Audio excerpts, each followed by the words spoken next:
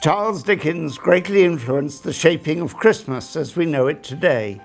In his early work, Pickwick Papers, he wrote about a jolly gathering in which family and friends got together for a fine Christmas celebration. Then, in 1843, came the international classic, A Christmas Carol.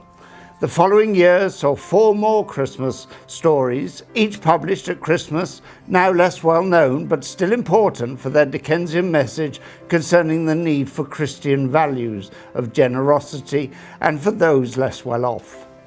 The phrase Merry Christmas was popularised in A Christmas Carol. You will recall that in childhood, Dickens was deeply humiliated by his father being sent to Marshalsea debtors' prison in Southwark. He had to leave school, sell his books, and work in the dismal boot-blacking factory. He experienced poverty and despair firsthand. This devastated him and deeply impacted on his work, giving a lifelong fear of getting into debt and a loathing for injustice.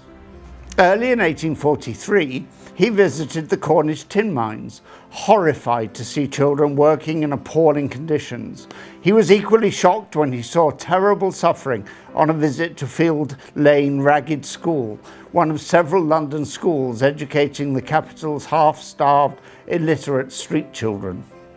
In a fundraising speech in October the same year, in Manchester, Dickens urged both workers and employers to combat ignorance about education reform, and in the days following, he firmly decided to trumpet his despairing concerns about injustice and poverty by writing a heart-rending Christmas novella, which he conceived during those 3 days in Manchester, to be called A Christmas Carol. The central character, Ebenezer Scrooge, is initially portrayed as being cold, greedy, mean, miserly, and reclusive, then transforms into amiable, benevolent, compassionate, generous, reforming from dreadful to near saintly. His conversion follows after visitations by the ghost of the former business partner Jacob Marley, the ghosts of Christmas past, present, and yet to come. There are various Christian aspects in the novella, not least the word carol, meaning a song celebrating the birth of Jesus Christ, and he writes in staves, not chapters. The book was an immediate success. Within weeks of publication, numerous adaptations were being played in theatres, and it is said never to have been out of print. It is considered his best-known work, with at least 30 films starring some of the world's greatest actors, including even versions by Disney and the Muppets, as well as theatre, television, and radio worldwide. The great man was also a phenomenal success on stage.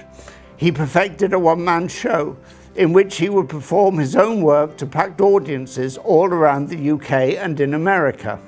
Some of his favourite readings were from Carol, and it was reported that the audience would fall into a kind of trance as a universal feeling of joy seemed to invade the whole assembly. It was also reported that at one theatre, when Dickens described the apparent death of Tiny Tim, so many white handkerchiefs appeared to mop up tears that it seemed like a snowstorm had engulfed the theatre. His last reading of the little book took place in London at St James's Hall on March 15, 1870, and this was his very last public performance. Our sincere thanks to the Dickens Museum for hosting Londonist here in Doughty Street, once the great man's home.